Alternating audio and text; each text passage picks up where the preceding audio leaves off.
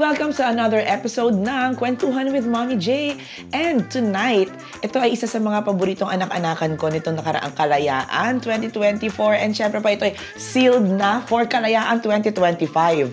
Kung ako ay taga Bacolod City, mahuhulaan nyo kung sinong influencer ang kasama natin ngayon dahil nasa pangalan mismo niya ang lungsod na pinanggalingan niya. Ladies and gentlemen, welcome po si Mira Bulakenya! Yo, what's up guys? Magandang araw po sa inyong lahat. Muli po, ito po niya bang lingkod, Mira Bulakenya. Magandang araw po, Miss Josie. Hello, Thank talaga you naman, po. di ba? Inyong abang lingkod. Oh, Yes, di ba? oo. Ang lalim ng Tagalog. Talagang pinaninindigan niya yung kanyang pagiging Bulakenya. Bulakenya, Oo. yes. Mira, kwentuhan mo kami. Kasi syempre, ito ay isang personality na kilalang kilala, lalo na sa TikTok. Opo. TikTok and Facebook ang Facebook. pinakamalakas natin na Opo. plataforma. At doon ay kilala ka bilang nagpapatawa, Opo, papatawa, nagbibigay ng information. Oo. Pero, paano nagsimula ang isang Mira Bulakenya sa Dubai? Sa Dubai. Nung lahat naman halos nung nag-boom ngayon, lalong-lalo sa social media, yung dahil sa pandemic, mas naging creative yung mga tao, mas lumabas lahat ng mga kahit anong gusto nang gawin nila. Kasi lahat tayo nasa loob lang ng bahay eh. So, hindi natin alam kung paano natin uubusin yung oras natin, paano natin gugugulin. Kaya, nung nasa loob lang ako ng kwarto, sabi ko, bakit hindi ko ulit, umpisahan ulit yung pag-video. Anong taon? 2000. 2000. Pero bago bago naging patok na patok si Mira Opo. Bulakenya, kailan ka nagpunta ng Dubai? Ilang taon ka nun? 2019, September 5, mag-22.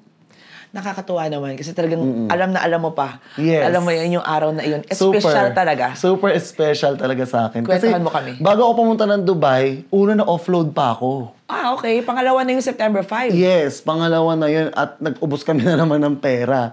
Kasi parang kulang ata yung documents ko nun. Kaya hindi ako pinalusot ng although nandito kasi yung yung family ko nun. Kaya dapat talaga lusot na lusot ako doon kasi magkuturista nga kasi nga mag-isa lang ako nun sa Pilipinas, lahat ng kuya ko nandito na mami ko. Tapos na-offload ako nun. And nung pangalawa na, nung September 5. So natuloy na finally. Natuloy na yan finally. At sabi sa akin talaga mismo nung totoo na to, kompleto na to ha. Kasi siya din siguro yung Hindi, alam niya yung nakarecord Alam niya yun, eh. naka-record, Nasa okay. record eh. So natuloy ka na, Natuloy nagpunta na. ka dito, pero hindi pagiging turista ang Habol ko ang habol talaga. mo. Which is okay naman din yun kasi nga legal naman dito sa loob ng UAE na lagi ko sinasabi na from tourist visa, pwede mo namang i-convert into working visa. So nung time na yon, mabilis ka bang nakahanap ng trabaho? Hindi. Kasi 3 buwan yung visa ko noon. Tapos yung kuya, hindi ko alam pa paano gumalaw sa Dubai eh.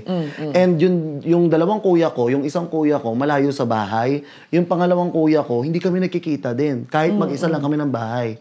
Kasi tulog na ako, pauwi siya ng bahay. Tapos pag gigising din ako, wala na rin siya sa bahay. Hindi rin kami nakikita. Kasi nga trabaho. Oo. Basta sasabihin niya lang, ito yung pagkain, pipicturean niya.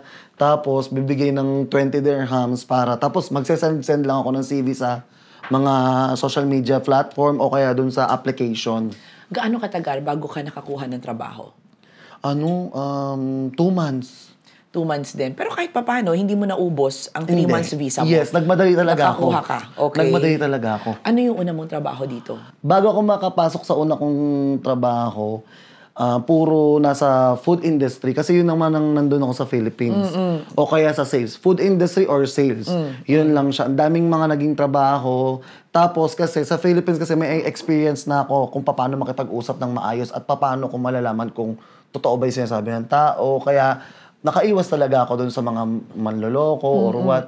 So nakapasok ako dun sa may bandang Jumeirah. Fine dining. Okay. Sa Yun ang una. Yes. Yung talagang magbibisa na sa akin.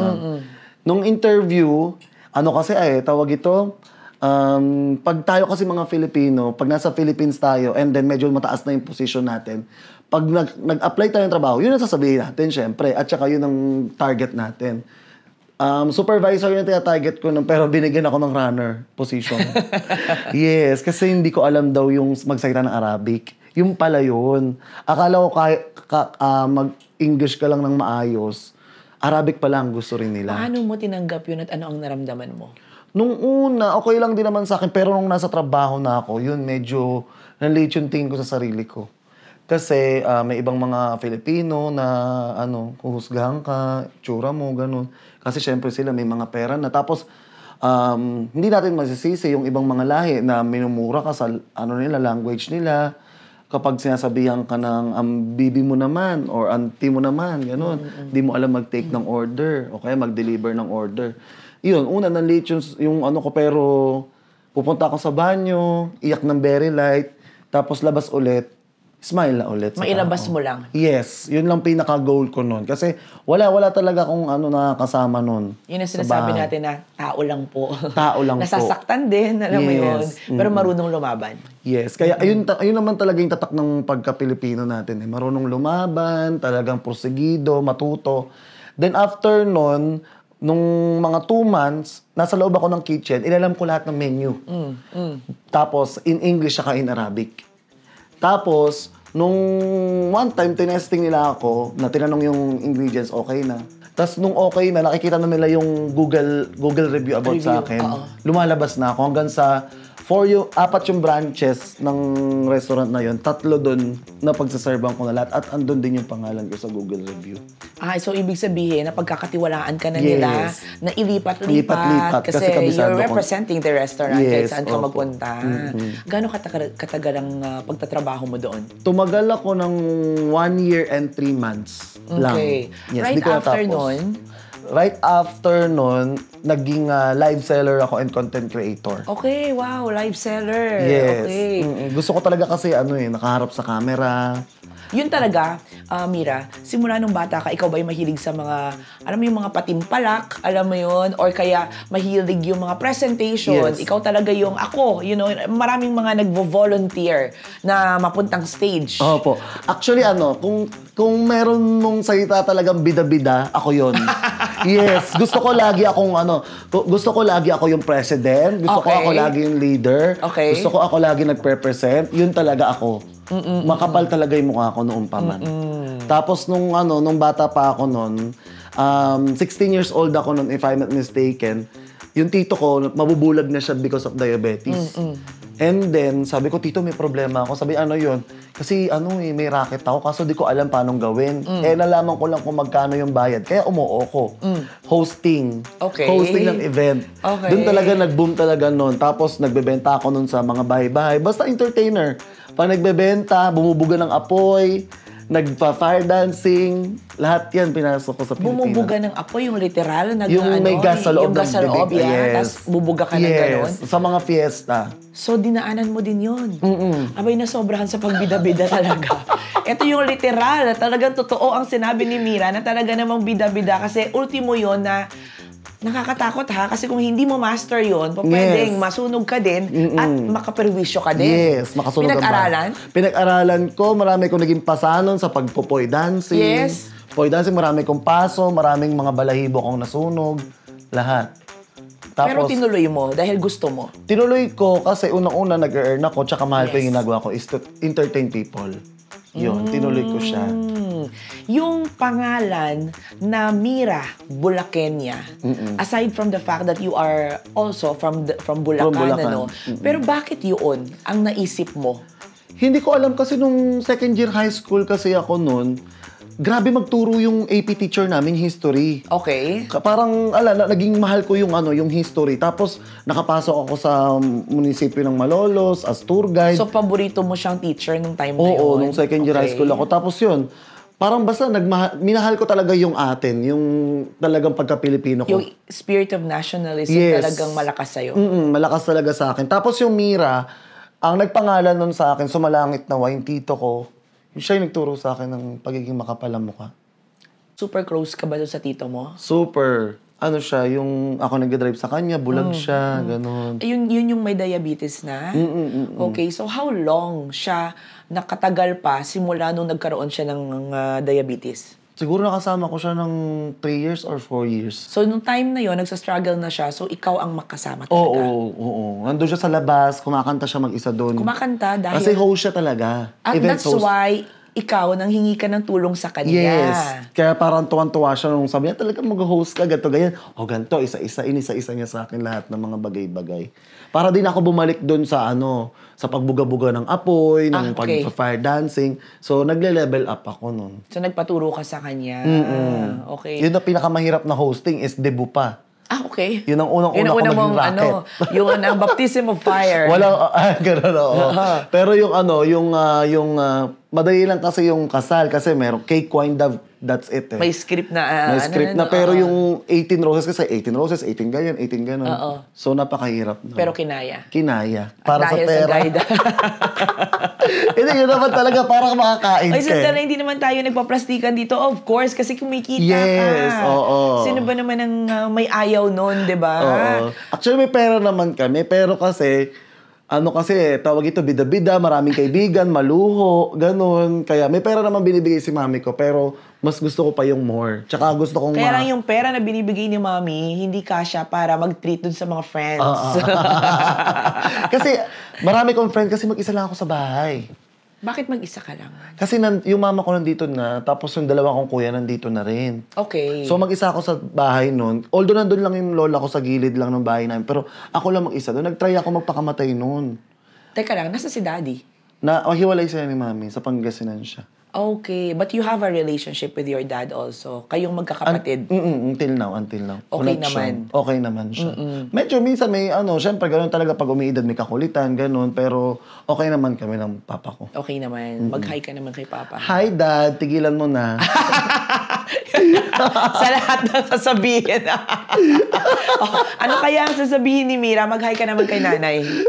Ayan kay mami, thank you so much for everything sa suporta sa amin kahit wala si father. Thank you po.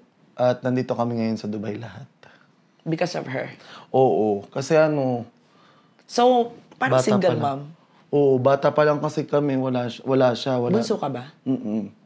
Bakit kanina kasi nabanggit mo na parang muntik mo nang i-give up yung magandang buhay na binigay ni Lord sa'yo? Bakit? Feeling ko kasi wala akong kasama sa bahay nga. Yun yung Bakit? Dahil lumaki ka na nga dito sila? Actually, hindi kami masyadong close ng mama ko. Pag umuwi siya ng Pilipinas, nilalayasan ko siya. Pumupunta ako sa mga best friend ko, ganun. Doon ako natutulog. May rebellious spirit ka? Hindi naman rebellious spirit. Para lang akong, hindi kami close. Hindi niya alam yung ugali ko, hindi ko alam yung ugali niya. Kasi hindi kayo nagkakilanlan. Pero na-realize Kasi mo bata pa ba, ako. habang lumalaki na, nangyari yon because she was sacrificing for the family, for you and for your brothers. Yung pumunta na ako dito, kasi ako rin naman nagpumilit sa kanya noon. Nung naramdaman ko na kung paano yung talagang hirap niya dito, murahin ng ibang tao, maglinis, kumain ng tira-tira sa restaurant. Yun. Talagang sabi ko, ito pala yung ginagawa ni mami. Magkano lang yung sweldo niya? Parehas lang kami yung sweldo. Paano niya kami napapadala ng pera? Ako na wala akong pinapadalan, 300 lang natitira sa akin. Pamasahe ko pa. Paano niya nagagawa? So, yun. Talagang sabi ko sa mga kapatid ko noon, kasi na pandemic, nasa Pinas siya. Sabi ko, dalhin niyo na dito si mami kasi para mabigay natin sa kanya kung ano yung nararapat. Na-realize mo Sobrang ano yung mga hirap sacrifices at mga pinagdaanan ni mama mo. Noon. Oo. So ngayon nandito na siya. Ayun, hanggat maaari, binibigay ko yung mga gusto niya. Although nga sabi ko, may kakulitan, kasi nga mami mo.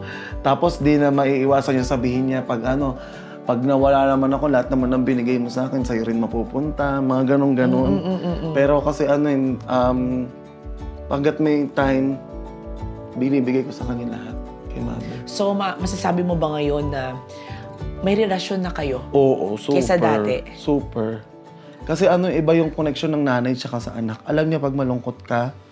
Alam niya kapag may dinararamdaman ka, alam niya lahat. Kahit malayo siya. Magkalayo kami niya, alam niya. Magpapa-check up, nagagalit siya, hindi ako nagpapa-check up. Ganun pa rin. Inang-ina pa rin. Oh yeah, oo. Although kasi lumaki kami ng close, yung parang cowboy, cowgirl kasi si mama ko eh. na sasamahan kang uminom, sasamahan kang kung ano-ano. Cool, mom. Cool, mom, yes. Pero yung boundaries ng pagiging ina, andun pa rin naman, although may pag-aaway, gano'n, pero naramdaman ko rin naman na love kami ni mother. Wala naman kasing perfect, Mira. Na family, na nanay. Wala, oo. Pagdadaanan palagi, Lahat. yung tampuhan, alam mo yun, magagalit, lalo na siya, nanay siya. Lalo siya na halos all her life nag-sacrifice din talaga sa inyo. Super. Like 18 years ata siya noon. 18 years siya dito noon. 18. Ngayon parang nasa 24 years na siya dito kung bibilangin sumatotal lahat. Ng stay niya. Na simula nung OF siya. Baby ako noon, pumunta sa Japan, ilang buwan lang siya doon. Tapos, bata pa rin ata ako noon. Basta kinder 1 ako, nasa Pangasinan ako noon. Wala pa rin siya. Nasa ibang bansa So siya. talagang halos lumaki ka dahil nga sa pagtatrabaho ni mama. Opo. Hindi mo siya masyadong nararamdaman. Hindi mo siya masyadong nakikita. Nararamdaman ko siya the way na talagang kumakain kami ng 3 beses ang araw. Nararamdaman ko siya kasi hanggat maaari, nagpa-private school din po kami. Gusto niya iparamdam lahat kasi nga Na okay. yes, na okay siya. Pero syempre hindi naman din dahil nga OFW. Which is ginagawa ko naman ngayon kapag may nagtatanong sa akin sa Pilipinas, okay ka lang ba dyan? Kahit na hindi ka okay, sabi ko okay lang ako. Ngayon ba, Mira, okay ka? Okay naman ako, pero yun nga yung nakakaraan. Pagka OFW ka, kahit gano'n ka kasaya, may times talaga na babagsak at babagsak ka. One time, etong nakaraan, naisip ko na ayan, iyak na friendship. Nakakapagod pala magpasaya. Yun, pumasok sa utak ko yun. Kasi hindi ko napapasaya yung sarili ko.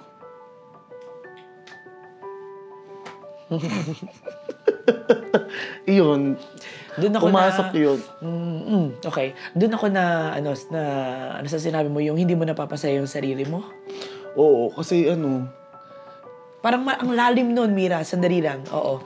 Malalim yung hindi mo napapasaya yung sarili mo. Kasi nagpapasaya ka ng maraming tao. Yes. Oo. And I love that. Okay.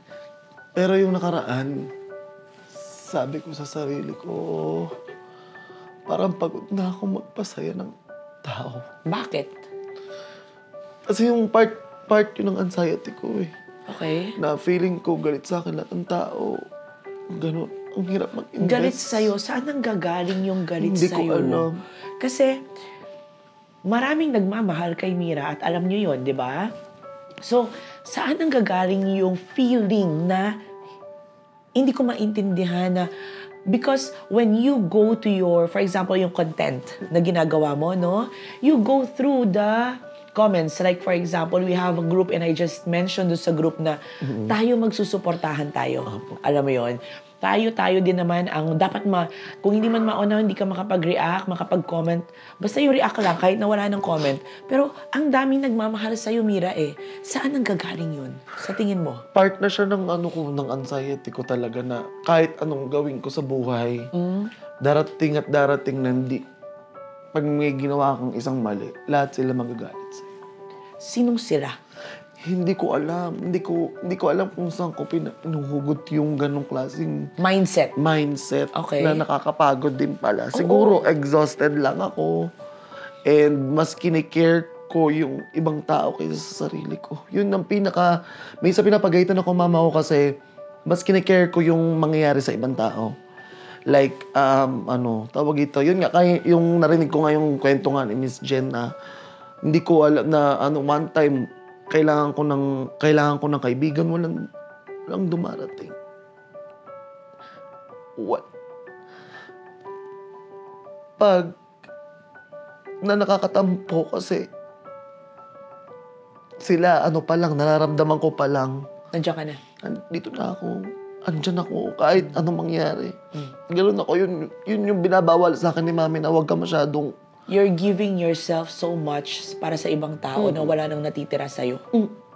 Kaya, kasi, yun nga, di ba, syempre, ang goal, pagkakaibigan, pasayin mo yung kaibigan mo kasi malungkot sila, gano'n.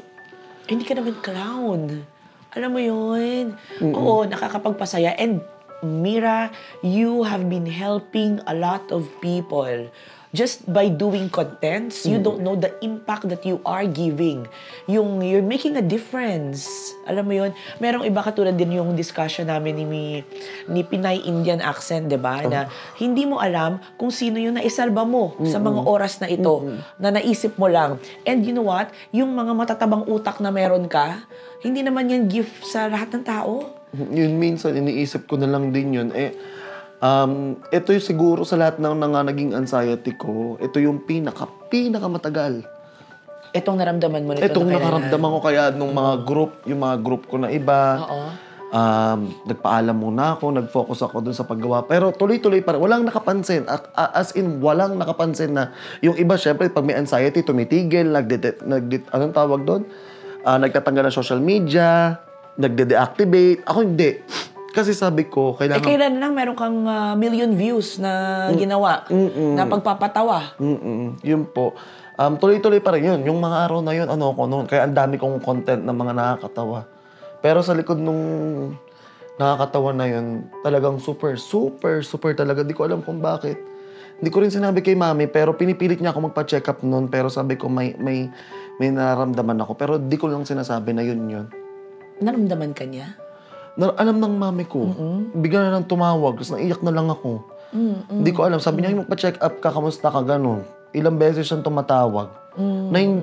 Nagkausap kami, pero saktong-sakto yung mga ganong panahon lagi. Ewan ko, baka basta dikit, parang pagka lagi ako malungkot, tumatawag yung mama ko. Ewan ko kung bakit alam niya.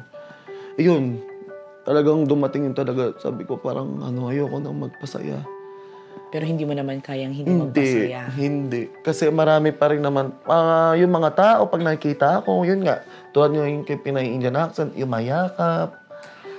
Alam ko yan kasi witness ako dyan kung papaano na masaya ang mga tao. Hindi lang sa Dubai na kalayaan natin. Sa ibang mga Emirate pa. Pagka nakikita ka. Oo. Nakikita ko talaga kung paano sila, gaano sila kasaya na makita ka, Mira. Kahit binabawalan ako minsan ng mga manager nga. Kasi syempre, baka mahapo ako, mapagod ako. Binabawalan ako ng mga manager namin na huwag masyadong maggala-gala. Pero kasi hindi kaya ng puso ko kasi yun ako Public servant na ata talaga ako. Kahit libreng pagiging public servant, okay lang. Kasi yun talaga ako, hindi ko kaya sila na makita ko sa malayo kumakaway. Na gusto lang ako mayakap, ganun. Yun talaga, pupuntahan ko. Kahit napagalitan ako. So, lagi ka napapagalitan? Oo, wag daw ako masyadong, masipag. Yes, gano'n. Ba't daw ako nagbebenta ng box? Gano'n. Yun nga, yung tinutulungan ko nga doon. Kasi nga, andun yung pinopromote ko. And I want to talk to the people. Kung baka may mamaya, may problema. Gano'n. Gusto ko kasi, isa sa mga, adhikain ko is, mabigyan ng tamang impormasyon ng tao, mabigyan ng tamang ng karapatan tumawa bilang OFW. At ang pinaka-last is, marami kasi mga manloloko all over the world. Scammers. Not only here in UAE. Pero, sobrang dami. So, karapatan na magkaroon ng tamang impormasyon. Alam nating lahat na dito sa bansang ating tinutuluyan is, yung ibang mga kababayan natin, pumunta lang dito, tapos sinacrifice nila yung pag-aaral nila. That's why hindi sila masyado makaintindi ng mga nakasulat or what. That's why yun din yung ginagawa ko para mas matutunan nila, para malaman nila kung paano ba yung tamang gawin. Lalo na yung mga bagong rules. Yes. Lalo na yung mga nakikipag-away ako dyan. Oo. Nakikipag-away talaga ako sa mga bagong rules. Lahat. Lalo na kapag, syempre, hindi tama yung mga impormasyon na ibigay. Okay. Kasi ayokong mabigyan ng false hope yung mga tao dahil minsan na rin ako magkaroon ng false hope. So, deserve nila yon na magkaroon ng katotohanan. Mira, you're so young, no? You're so young. Pero, dun sa mga pinagdaanan mo din, sabi mo nga kanina, bida-bida ka. If there's like one true na tao na bida-bida, inaamin mo yun. Yes.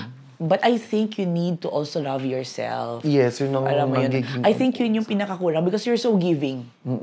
Masyado kang giving. Sabi nga ng mama mo, stop. Siguro you need to stop and reflect na, teka lang saglit, pwede naman na mag 50-50. Pwede naman na magbigay ka ng 50%, itira mo yung 50% para sa sarili mo. Alam mo kung bakit? Mas magiging matagal ang pagpapasaya mo, mas madami kang mapapasayang tao. Kesa naman ngayong buga ka ng buga, alam mo yun, buga ka ng buga, ang dami buga, then napagod ka. Yes, kasi paano ba to? Naghahalo kasi yung takot ako mawala ng kasama. Okay. Kasi, ang tag ito, pag hindi ako nagpapasaya ng mga kaibigan ko or nagbibigay sa mga kaibigan ko ng time, para maramdaman nila na hindi ka nag-iisa. Ayoko maramdaman ng mga taong nasa paligid ko kung ano yung naramdaman ko before. Kasi nga, na mag-isa ka. sa tingin mo ba, may factor ito na lagi kang napag-iiwanan dahil ikaw yung bunso habang lumalaki? Hindi naman. Kasi lahat naman ng mga pagmamahal, pantay-pantay naman kami ni Mami binigay. Kasi although mag-isa lang siya, kasi nga, ang ko napakapogi at mabait kong ama ay nandun sa kabilang bahay at nag-hi, hello, mabuhay. kaya naman, ang tanging nasabi niya kanina ay, ayusin mo, tigilan mo na yun. Pero yung mama ko, hindi naman tawag ito, hindi naman siya nagkulang. Lahat halos gagawin niya nga. Kaya lang kasi yung physical na kasama, alam mo yun, sa tingin mo, doon nang gagaling, may factor ba yun? Na may pinanggagalingan, yung ano mo ngayon, yung parang takot ka na baka mawalan ka ng kasama. Dahil ba, most of your life, you grew up na physically mag-isa ka? Yung simula nung pagka-graduate ng kuya ko nung college, mag-isa na lang kasi ako nung sa bahay. At saka syempre yung paborito mong uncle din, nawala din. Alam mo yun, na parang siya yung lagi mong kabanding. And siya yung nag-guide sa'yo. Yes, motor kami madaling araw. Thank you so much, Tito, kasi naging magaling na host po si Mira. Yes, thank you po, Tito Alon. Diba? Alam ko na nag-guide siya sa'yo. Yes. Thank you sa kanya kasi lagi kaming magkakasama doon sa labas. Kumakanta-kanta siya. Hindi siya nakakita. Ang layo nung nilalakad niya. Kasi bulag nga. Oo, pero alam niyo naman kasi yung compound namin. Pero pag hanggat maaari, sinusundo ko na siya.